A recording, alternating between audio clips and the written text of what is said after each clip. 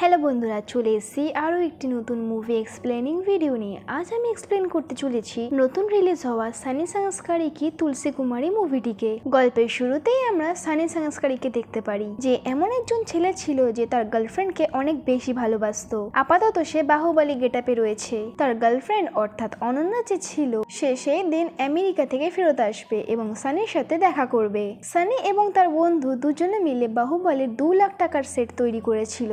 এখানে সানি যে ছিল সে আজ অনন্যাকে প্রপোজ করতে চলেছে। সানি অনেক বেশি এক্সাইটেড ছিল। কিছুক্ষণ পরে যখন অনন্যা সেখানে এসে পৌঁছায়, সানি যখন অনন্যাকে সেখানে প্রপোজ করে দেয়, সেখানে অনন্যা সানির প্রপোজালটাকে রিজেক্ট করে দেয়। আসলে কারণটি ছিল অনন্যা 1 মাসের জন্য আমেরিকায় গিয়েছিল।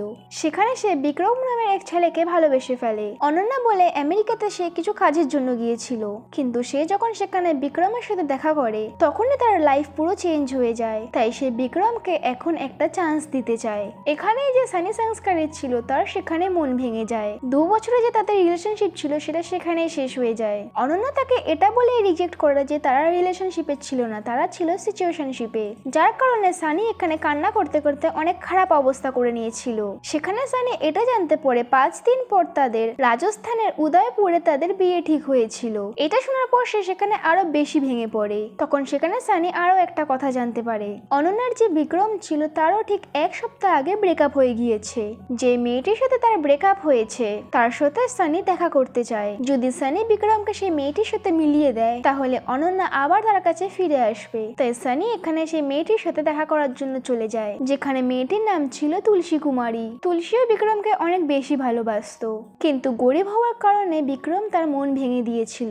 মুভ অন করা দিখাওয়া করছিল যে বিক্রম তার কাছে কিছুই না এবং তার কোনো যায় আসে না। কিন্তু পরবর্তীতে তুলসী কুমারী খুব জোরে জোরে কান্না করা শুরু করে দেয়। তুলসী তখন স্কুলে ছিল। এখানে আমরা এটা জানতে পারি তুলসী একজন টিচার ছিল। বিক্রমের চলে যাওয়ার পর তার জীবনটা পুরো ধ্বংস হয়ে যায়, এমনকি সে ডিপ্রেশনেও চলে যাচ্ছিল। সানি সেখানে তুলসীকে বলে এখনো একটি চান্স আছে, বিক্রম আর আমি অনন্যাকে পেয়ে যেতে পারি। 5 দিন পর তাদের উদয়পুরে বিয়ে ছিল। যদি আমরা এখনো চেষ্টা করি তাহলে আমরা তাদের বিয়েটিকে ভাঙতে পারবো। শুধু তোমাকে ওটা করতে হবে যেটা আমি বলবো। যেটার জন্য তুলসী তো একদমই রাজি হচ্ছিল না, কারণ সে বিক্রমকে ভালো তো বাসতো, কিন্তু সে তার সামনে যেতে পারবে না কারণ সে তার সামনে দুর্বল হয়ে যায়। সানি তখন তাকে বলে তুমি যদি আমার মতে চলো তাহলে বিক্রম একদিন তোমার হয়ে যাবে, এটার জন্য আমি প্রমিস করছি। আমাদের কাছে শুধু 5 দিন রয়েছে। কিন্তু তুলসী সোজাসুজি মানা করে দেয় এবং তার বাড়ি ফিরে আসে। বাড়ি আসার পর তার এটা মনে হয় যদি বিক্রমকে পাওয়ার আশা থাকে তাহলে তারা এটা চেষ্টা করতে পারে। সে তৎক্ষণাৎ সানিকে ফোন করে এবং তাকে ফোন করে জিজ্ঞাসা করে কি করতে হবে এবং কিভাবে করতে হবে। তৎক্ষণাৎ সে সানিকে ফোন করে এবং সানি তাকে বলে আমি সমস্ত কিছু প্ল্যান করে নিয়েছি, কখন করতে হবে এবং কিভাবে করতে হবে সবকিছু ঠিক আছে, শুধু তোমাকে 5 দিনের জন্য উদয়পুরে থাকতে হবে। সেখানে পৌঁছে আমরা অনেক হল্লা করব এবং তাদের বিয়েটিকে ক্যান্সেল করে দেব। সেটা শোনার পর তুলসীও রাজি হয়ে যায়। তারপরে সেখানে আমরা উদয়পুরের সিন দেখতে পাই, যেখানে আমরা বিক্রম এবং অনন্যাকে দেখতে পাই। দুজন পরস্পরকে ভালোবাসতো এবং 5 দিন ধরে তারা এখানেই থাকতে চলেছে। অনন্যা আর বিক্রম যে ছিল তারা 1 মাস আগে থেকে একসাথে থাকা শুরু করে দিয়েছে, যার কারণে তারা একে অপরকে ভালোভাবে জানতো না। উদয়পুরে যে ওয়েডিং প্ল্যানার যে ছিল তার নাম ছিল কুকু, যে কিনা এখানে সমস্ত কিছু অ্যারেঞ্জমেন্ট করে নিয়েছে। আজকে রাতে তারা সঙ্গীতের প্রোগ্রামও রেখেছিল। কিছুক্ষণের পরে সেখানে তুলসী কুমারের এন্ট্রি হয় আর কিছুক্ষণ পরে সানি সংস্কারও সেখানে পৌঁছে যায়। দুজনে এখানে হিরোর মতো এন্ট্রি করে এবং দুজনে একসাথে গায়ে ঘেঁষে বিক্রম এবং অনন্যার সাথে দেখা করে। যখন বিক্রম এবং অনন্যার নজর ওদের ওপর পড়ে তখন তারা পুরোপুরি ভাবে অবাক হয়ে গিয়েছিল, কারণ কিছুদিন আগে বিক্রম এবং অনন্যা তাদের মন ভেঙেছিল, কিন্তু তাদের মুখ দেখে এটা তো মনে হচ্ছিল না যে তাদের মন ভেঙেছিল।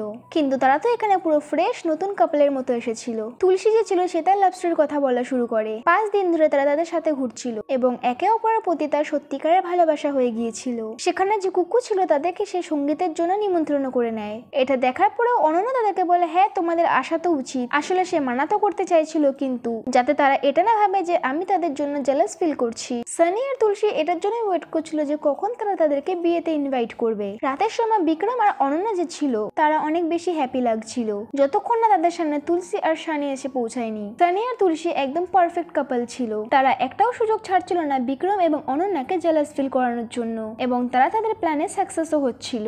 অনন্যা যে ছিল সে তুলসী এবং সানিকে দেখে জেলাস ফিল করছিল এবং তাদের জন্য অনেক বেশি অকওয়ার্ড মোমেন্ট ছিল। যখন অনন্যা তুলসীর সাথে দেখা করে তখন অনন্যা তুলসীর সাথে ঠিকভাবে কথা বলছিল না, কারণ তার এখানে অনেক বেশি বেশি জেলাস ফিল হচ্ছিল ওদের দুজনকে দেখে। অনন্যা তো এটা জানতো না এটা শুধু ট্রেলার ছিল, এখনো তো মুভি বাকি রয়েছে, কারণ এখানে তারা রোমান্টিক রিলস করা শুরু করে দেয় এবং সব জায়গায় এই রিলস গুলো ভাইরাল হয়ে যায়। অনন্যার ফাংশনে বিক্রম এবং অনন্যার থেকে সানি এবং তুলসীরই বেশি চর্চা শুরু হয়ে যায়। সব জায়গায় শুধু তাদেরই কথা শুরু হয়ে যায়, যেন তাদেরই এখানে বিয়ে হতে চলেছে। এখন তো তাদের প্ল্যানিং এর শুধু শুরুটা শুরু হয়েছিল। অনন্যা আর সানি যখন লিফটে ছিল তখন প্ল্যান অনুযায়ী তুলসী লিফটের মাঝ বরাবর সেটাকে আটকে দেয়, যেখানে সানি নার্ভাস হওয়া শুরু হয়ে যায় এবং সে নার্ভাস হওয়ার অ্যাক্টিং করা শুরু করে দেয় এবং তার সমস্ত কাপড়ও খুলে ফেলে। অন্যদিকে তুলসী সমস্ত লোকেদেরকে একত্র করে লিফটের সামনে নিয়ে দাঁড় করায়। সানি এখানে এত বেশি ভালো অ্যাক্টিং করছিল যার কারণে অনন্যা তাকে সামলানো শুরু করে দেয়। কিন্তু যখন লিফট চালু হয় এবং গেট ওপেন হয় তখন সবার সেখানে এটা মনে হতে লাগলো অনন্যা আর সানির মধ্যে কিছু রয়েছে, কিন্তু আসলে তাদের মধ্যে কিছুই ছিল না, এটা শুধু সানির অ্যাক্টিং ছিল। কিন্তু অনন্যা এই সমস্ত কথা আগেই বিক্রমকে বুঝিয়ে দিয়েছিল, তাই বিক্রমের এই সমস্ত কিছুতে কোনো প্রবলেম ছিল না। তাই এখন রাত্রের ফাংশনে বিক্রম আর অনন্যা যে ছিল তারা একসাথে ডান্স করে এবং কিসও করে, যাতে কিনা এখানে সানি এবং তুলসীর অনেক খারাপ অবস্থা হয়ে যায়। এখানে তো তুলসী এত বেশি কান্না করে এমনকি সে বাড়ি ফিরে যাওয়ারও কথা বলছিল, কিন্তু সানি সেখানে তাকে সামলে নেয় এবং তাকে বলে আমরা অনেক কাছে চলে এসেছি। তুলসী সানিকে শুধু একটাই কথা জিজ্ঞেস করে অনন্যাকে তাকে এখনো ভালোবাসে। তার জবাবে সানি তাকে বলে যদি তুমি তাকে ভালোবাসে থাকো তাহলে সে তোমার হয়েই ছাড়বে। তুলসী এখানে অনেক বেশি স্যাড ছিল, কিন্তু সে কি করবে সেটা সে বুঝতে পারছিল না। তখন সেখানে সানি তাকে মোটিভেশন দেয় এবং ফানি জোকসের দ্বারা তার মুড ঠিক করার চেষ্টা করছিল। এই সমস্ত কিছু শোনার পর তুলসী এখানে বলেছিল তুমি হিরো, তুমি সবকিছু করতে পারো। অনন্যা যখন তোমাকে ছেড়ে চলে গেছিল তখন সে অনেক বেশি পস্তাচ্ছিল। সানি যখন এই সমস্ত কথা যখন শোনে তখন সে অনেক বেশি অবাক হয়েছিল, কারণ আজ পর্যন্ত তাকে এই সমস্ত কথা কেউ বলেনি। রাত্রে যখন তারা ঘুমাচ্ছিল তখন সানির একটা স্বপ্ন আসে, আর সেই স্বপ্নতে সানি যে ছিল সে বাহুবলীর গেটআপে অনন্যাকে আবার প্রপোজ করছিল, কিন্তু সামনে তো অনন্যার থাকার কথা, কিন্তু সেটা হলো না, কারণ সামনে অনন্যা না তুলসী ছিল। এটা দেখার পর সানি যে ছিল সে ঝট করে উঠে পড়ে, সে অবাক ছিল এবং সে এটা মনে করলো এমনটা কেন হচ্ছে। এখন সে তুলসীকে ভালোবাসা শুরু করে দিয়েছে, তাই সে এখন তার বন্ধু বান্টুর সাথে ডিসকাশন করার জন্য গেল। বান্টুকে সে বলে সে তো এখানে অনন্যার জন্য এসেছিল, কিন্তু স্বপ্নতে সে তুলসীকে দেখতে পাচ্ছে। বান্টু তাকে বলে তুমি দিন রাত্রে শুধু তুলসীর সাথে থাকো, তার আশেপাশে ঘুরতে থাকো, সবসময় তার সাথে কথা বলতে থাকো, তাই স্বপ্নতে তো তুলসীই আসবে না। তোমার মন শুধু এখন অনন্যার ওপর রাখা উচিত। একবার যখন তোমার মন অনন্যার ওপর থেমে যাবে তখন তুলসী তোমার স্বপ্ন থেকে অটোমেটিকলি চলে যাবে। তারপরে তারা একটা পার্টিতে যায় যেখানে বিক্রম, অনন্যা, তুলসী এবং সানি, সেখানে তারা অনেক বেশি এনজয় করছিল। সানি যে ছিল সে তুলসীকে বিক্রমের কাছে পাঠিয়ে দিয়েছিল এবং তাকে বলে তুমি যত তার কাছে থাকবে তোমার তত ভালো হবে, যদি তোমরা একসাথে থাকো তাহলে পাস্টের কথা মনে পড়বে আর আরো একবার বিক্রমের মধ্যে সে সমস্ত কিছু চলে আসবে।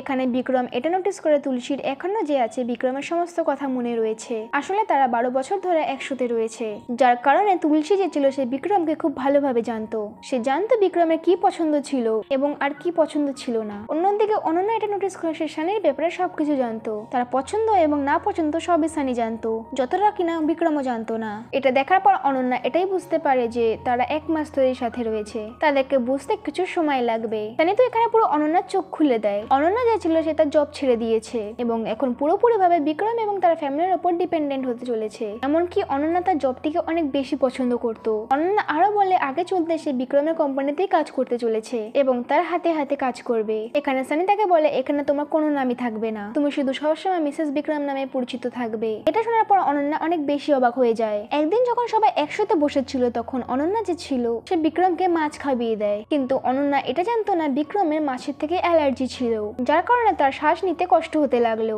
ঠিক তখনই সেখানে তুলসী তার সাহায্য করে, কারণ তারা যখন ডক্টরের কাছে গিয়েছিল সেখানে বিক্রমকে এমন একটি ইনজেকশন দেওয়া হয়েছিল যাতে কিনা বিক্রমের গার্ডিয়ান অ্যাটাকস আসতে পারতো। তখন তুলসী তাকে বলে তাকে কোন ইনজেকশন দিতে হবে। এমন মুহূর্ত বিক্রমের আগেও হয়েছিল, তাই তুলসী আগে থেকে জানতো বিক্রমের ফিশে অ্যালার্জি ছিল। যখন অনন্যা এটা দেখে তখন সে অনেক অবাক হয়ে গিয়েছিল যে বিক্রমকে তুলসী কত ভালোভাবে জানে, কিন্তু সে তার ব্যাপারে কিছু জানতো না। এই সমস্ত কিছু শুধু অনন্যাই নোটিস করছিল না, এমনকি বিক্রমও করছিল। বিক্রম তখন এটা বুঝতে পারে তার পরিবারেরা তুলসীকে রিজেক্ট করে কত বড় ভুল করেছে। বিক্রমের ফ্যামিলির যে ধারণা ছিল সেটা কতটা নিচু, তার বড় দাদারা ভাবনা কত নিচু ছিল এবং তার মায়েরও। তারা অনেক রিচ কিন্তু তারা লোকের ভাবনা বুঝতো না। আসলে তুলসী যখন 13 বছরের ছিল যখন তার মা তার বাবাকে ছেড়ে চলে যায়, যার কারণে বিক্রমের ফ্যামিলির লোকেরা এটা মনে করতো যদি তুলসী তাদের ফ্যামিলিতে আসে তাহলে সেও তার মায়ের মতো ছেড়ে চলে যাবে। আর তুলসীর ফ্যামিলির লোকেরা তাদের ফ্যামিলির সাথে ম্যাচ করতো না, কারণ তারা অনেক বেশি গরিবও ছিল। কিন্তু বিক্রম তখন এটা মনে করে সে শুধু তুলসীকেই ভালোবাসতো আর সে শুধু একমাত্র তাকে সামলাতে পারবে। কিন্তু অন্যদিকে যে সানি ছিল সেও তুলসীকে ভালোবাসতে শুরু করে দিয়েছিল।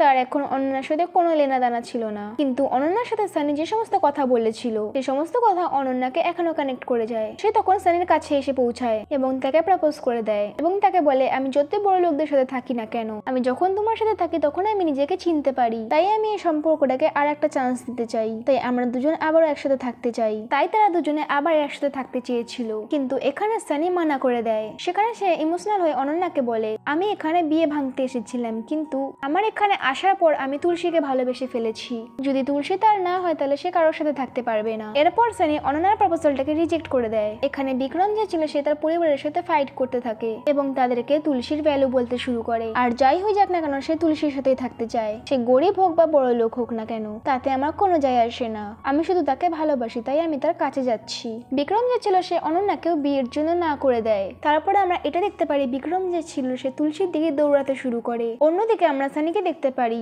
যে কিনা যাতে দেরি না হয়ে যায় তার জন্য সেও তুলসীর দিকে দৌড়াতে শুরু করে, কিন্তু সে যখন সেখানে পৌঁছায় তখন অনেক দেরি হয়ে গিয়েছিল, কারণ সেখানে বিক্রম তুলসীকে প্রপোজ করে দিয়েছিল আর তুলসীও তার প্রপোজালটিকে অ্যাকসেপ্ট করে নিয়েছিল, কারণ তুলসী তো এখানে এই কারণে এসেছিল। সানি এই সমস্ত কিছু দূর থেকে দেখছিল, তার চোখে জল ছিল কারণ সে তুলসীকে ভালোবাসতে শুরু করে দিয়েছিল। সে একটু খুশি হচ্ছিল কারণ সে এটা মনে করলো তুলসী যে ছিল সে বিক্রমকে পেয়ে তো গিয়েছে, কিন্তু এখন সানি সেই আগের মতো অবস্থা হয়ে গিয়েছে, তার আবার মন ভেঙে গিয়েছে। 5 দিনের মধ্যে সে তুলসীকে ভালোবেসে ফেলেছিল, কিন্তু সানির এটা মনে হচ্ছিল সে তুলসীকে 5 দিন না 5 বছর ধরে ভালোবেসেছিল। 1 মাস এভাবেই পার হয়ে যায় আর সানির অবস্থা অনেক বেশি খারাপ হয়ে যায়। তখন একদিন অনন্যা যে ছিল সে সানির কাছে এসে পৌঁছায় এবং তাকে এসে জানায় বিক্রম এবং তুলসীর 5 দিন পর বিয়ে, তাই তোমাকে জলদি সেখানে পৌঁছাতে হবে এবং তুলসীকে বলতে হবে তুমি তাকে ভালোবাসো।